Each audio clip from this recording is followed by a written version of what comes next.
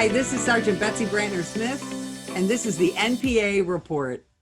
I am so excited to have a friend of mine with me today, and he was a police officer. He's a cybersecurity expert. You can hardly turn on cable news and not see this guy's face. And so we're really excited to have Morgan Wright with us today. Welcome, Morgan. Sergeant, hey. I'll tell you, Morgan, you were a state trooper, you were a detective, and I know your dedication to law enforcement. How have things changed now for law enforcement officers today in the United States? When I first started giving it away, 1982, there was no such thing as, those of you, this is an inside baseball term, but when we talk about the Fair Labor Standards Act, the Houston versus Garcia versus the city of Houston, which started the whole fair labor. I would show up early. I say, I can't believe you guys are paying me for this. We would show up early with no pay, go to the briefing, work overtime, have lots of fun. But also back then too, the technology, there was no technology. When I started off as a city officer, the only thing I really had was a handheld radio. We maybe had a radar in the car, and then a radio in the car. When I was a trooper, kind of went backwards in time. We had no handheld radios, just had to use an outside speaker. Sometimes I would cover 6 counties. By the way, there's the state patrol badge right there. My radio number on there, 150. So I'd have to get out, flip on the outside speaker, and you'd have to be, it was a different time back then because, as you know, too, what they call the force continuum. Again, I know we're talking to a lot of folks out there that are not in police work, but when we talk about force continuum, it's, what can an officer do to make an arrest? The first thing in that is your presence. If you look and the FBI did a study on this, if you look sloppy, if you dress bad, there's a higher probability felons and somebody who want to do harm to you are going to engage you.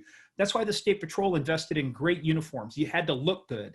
And if you look good, there was that element of authority, and there was a lot more respect when I first started. I mean, the first time when I was 16 and I got stopped by a state trooper, really, I wet my pants. I'm like, oh my God, I'm going to jail, And now I was a city cop, and I still get a little scared when I get occasionally pulled over by a state trooper because, and this is true in all 50 states, state troopers just look intimidating and amazing, and that's why state troopers that's why state troopers are able to go out there, male and female, largely by themselves, and get business done without doing a whole lot of rolling around on the ground because you're professional and you know how to deal with people. It's terrific.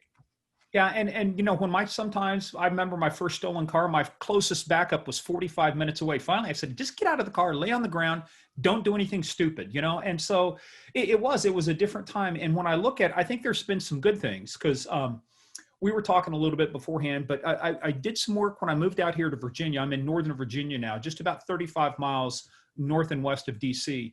I had the opportunity to start working in the defense and the intelligence community on things. I still love the law enforcement, but I love the defense mission, the intelligence mission.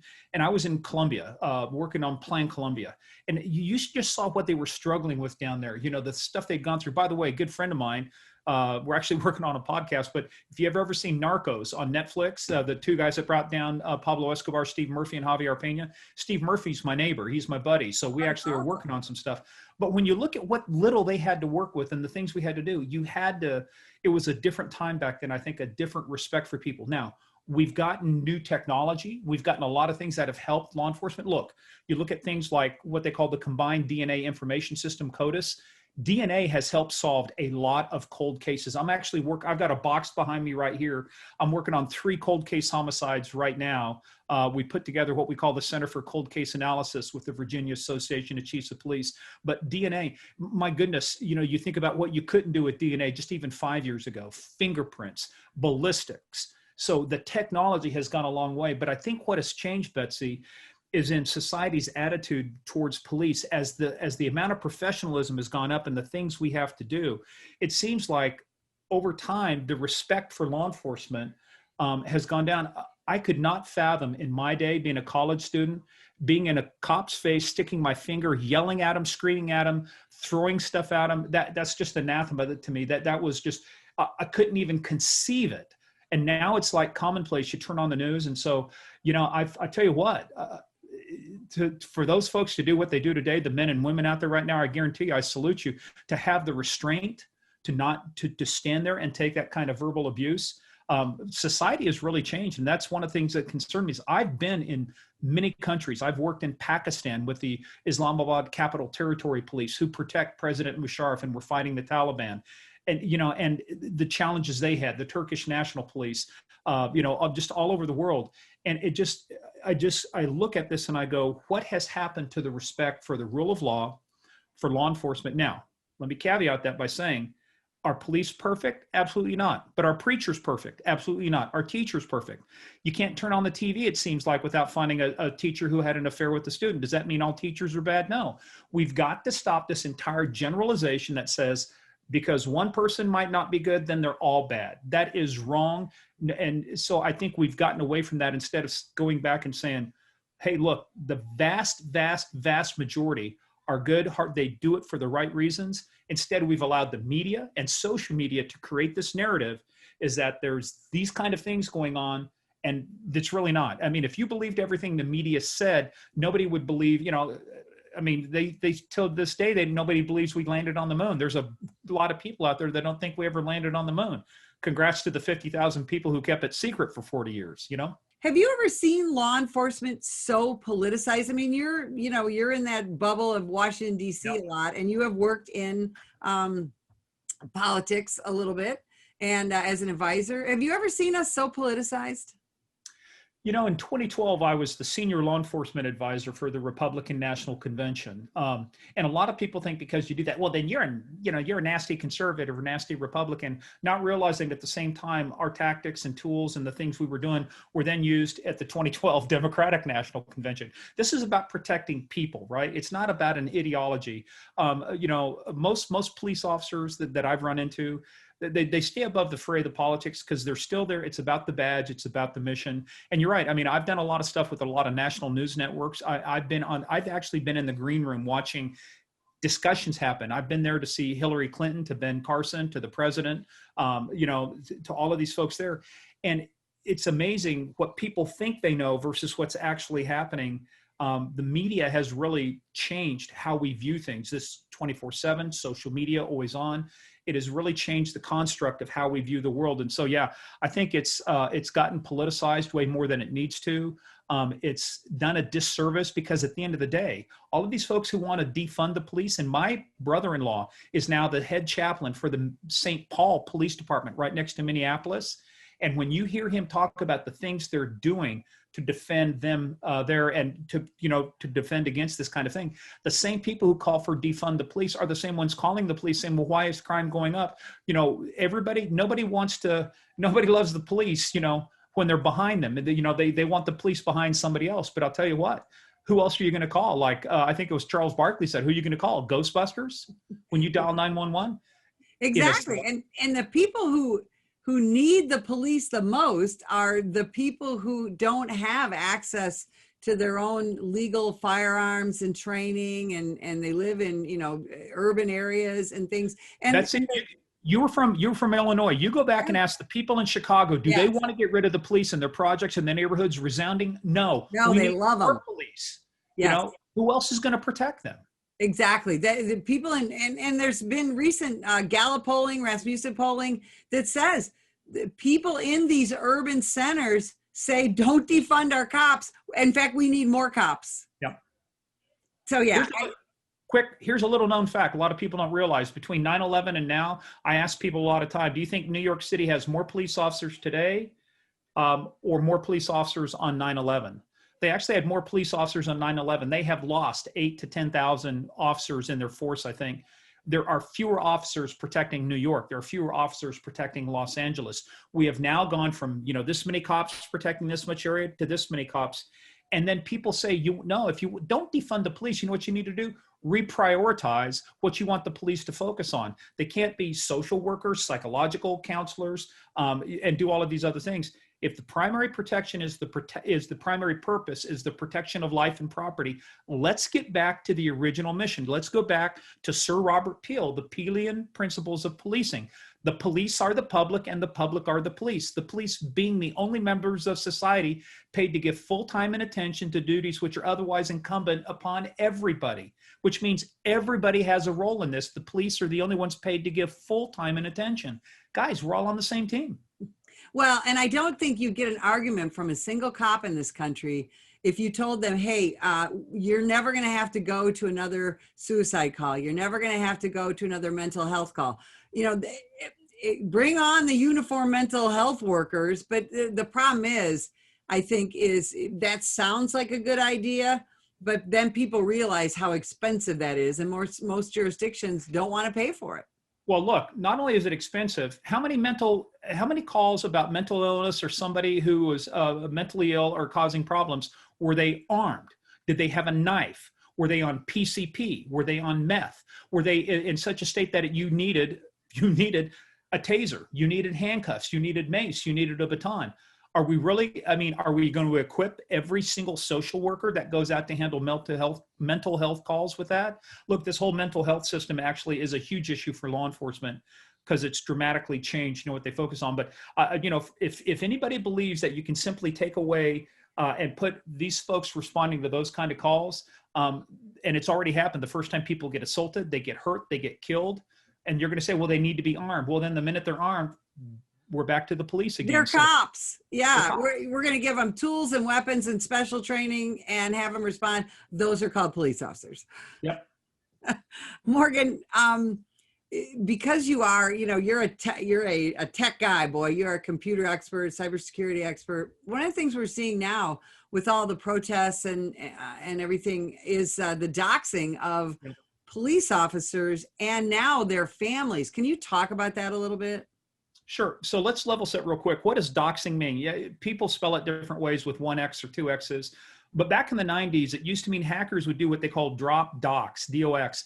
But really it was physical papers. They would get papers, they would get information, and they would drop that information. In the military, in law enforcement, it's called DocX, document exploitation. And what it's evolved to now is the abilities that all of our lives are pretty much digital. So what happened? I'll give you an example too. This ties back to a real life example. It's Ferguson, Michael Brown and Officer Wilson. When that happened, you had members of Anonymous, people saying, hey, we're going to expose the personally identifiable information of police officers and city council members, and we're going to tell people where they live, what their date of birth is, their social security number, who their children are, what their telephone numbers are. In other words, we're removing this veil of an anonymity around them. And the minute you do that, then we know where they live, we know what they drive, we know who their spouse is. Well, guess what? Anonymous got it wrong. They identified the wrong officer who said this was the one involved in Michael Brown, the Michael Brown series of events. They doxed all of the members of the city council, subjected them to identity theft and stuff. So really, you know what it is? It's a coward's way to take and you scour the internet. And trust me, look, there are 300 major information brokers out there that collect your information. And they're sourcing it all the time. And so it's very hard to remove all of your information. We'll talk in a minute about some steps you can do, but that's what doxing is. It's the releasing of personally identifiable information, primarily to embarrass you, to target you. It could also include breaking into your iCloud accounts or your Google accounts, your drives, stealing personal pictures, stealing, intimate pictures, stealing sensitive information, all of those things, and then releasing it to exploit you. And that's where the term doxing came from. So doxing is the act of releasing information. The minute you pull the trigger and that bullet goes out the gun, you are responsible for everywhere that bullet goes, is the old legal theory. When these people pull the trigger on doxing, they don't know the intended effect of what happens. And what ends up happening is that, for example, a warden in Colorado was killed. A lot of this they thought was traced back to the fact that his information was exposed. What about jurors on sensitive trials? What about judges? I will tell you, I was telling you about my buddy Steve Murphy in Colombia. They started going to what they called faceless justice because Pablo Escobar was killing so many judges. They were finding out where they live. They went to anonymous numbers, judge number 25, judge number 26. Why? Because anytime somebody was identified, they were getting killed. Now, I'm not saying that's what's happening here, but when you start seeing what happened, I think it was in Kansas City, where the activist was standing out in front of the police department saying, we know where you live, we know where your kids go to school. Yes. That's intimidation, that's threatening. And how do you find that stuff out? You dox somebody. Right, right. I mean, it's very frightening for police officers, for their families, for the attorneys who defend them. You know, and you know, it's dangerous, and it also becomes part of the whole social media cancel culture. Mm-hmm. And what can people do about that? What, especially police officers and their families? So I have zero interest in this company other than I know the founders, and I actually use the service myself, and I've seen the impact it's had. It's called Manage Your ID, URID or YOURID, Manage Your ID. What they've done is automate the process of going through and finding all these major information brokers and automating the process of removal. If you want to remove yourself out of some of these systems, you have to do it manually. You have to write letters or do things. They've automated the process of doing it. And for me, for a lot of the stuff that I do, you know, it's hard not to find me. You can go on the internet, but I've made it as hard as possible to find out personal details out of me. So what people can do is do things like secure all of your accounts. Freepasswordcourse.com, it's mine, but it's a free course. It teaches you how to set and remember strong passwords. I have probably 50 or 60 different passwords. It's all up here because I teach a system. I used to teach out at the behavior analysis out at the National Cryptologic School out at the NSA. You know, it's really about how do you train people to remember certain things. If I ask you real quickly, Betsy, who's your favorite baseball team? Well, of course, the Chicago Cubs. Well, my favorite baseball team is the Chicago Cubs. I will show you how to take that sentence right there and turn it into a passphrase and have a separate password for each and every site you log into that would take, you know, 14 to 2,000 years to break, you know, if you try to do it. So strong passwords, things called multi-factor authentication. It's a second step. It's a username, it's a password, and then it's another thing like a 6-digit token that's generated. My favorite program is called Authy, A-U-T-H-Y.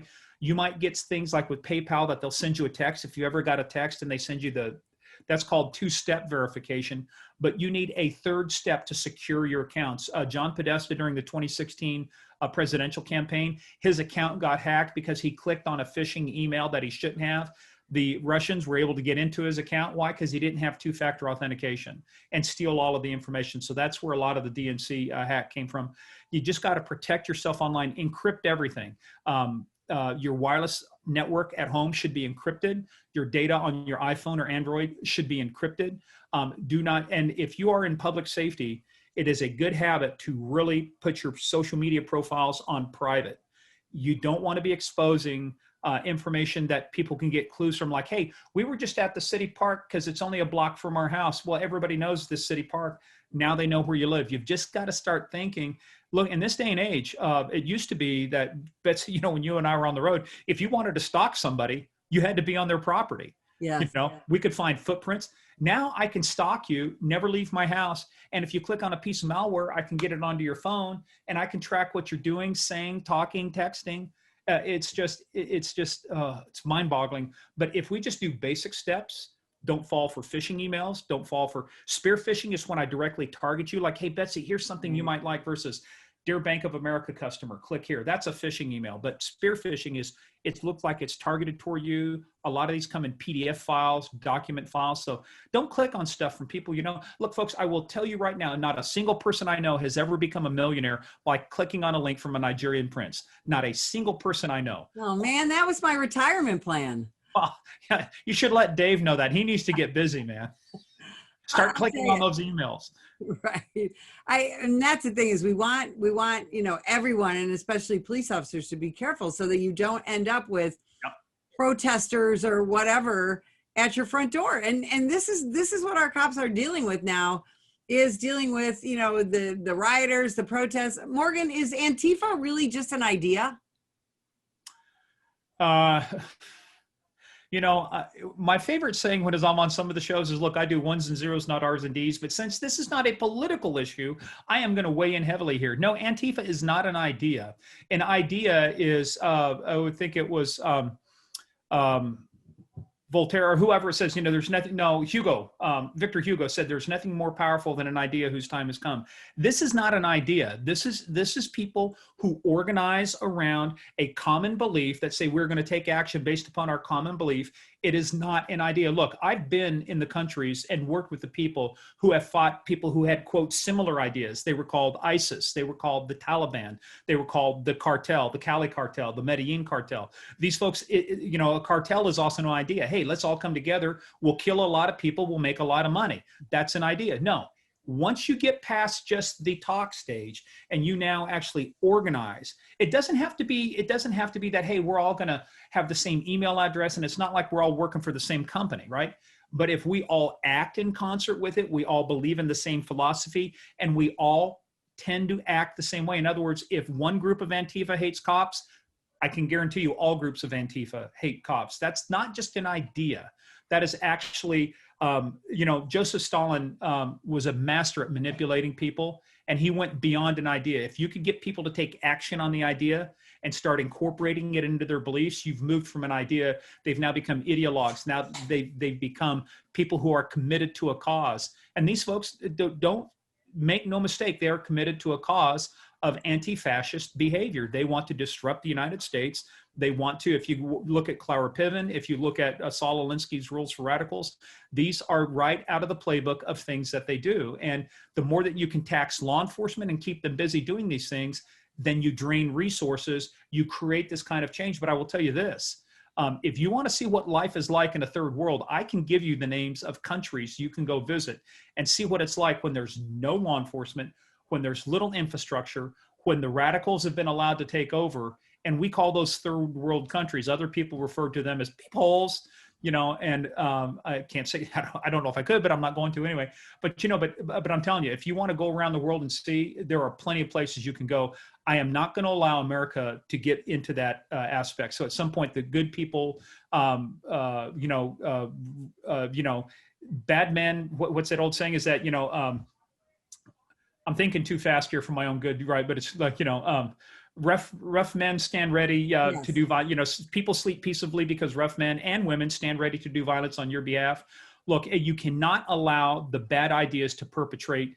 It's constant vigilance. We are a nation of laws. We are a free society. We only stay that way when there's respect.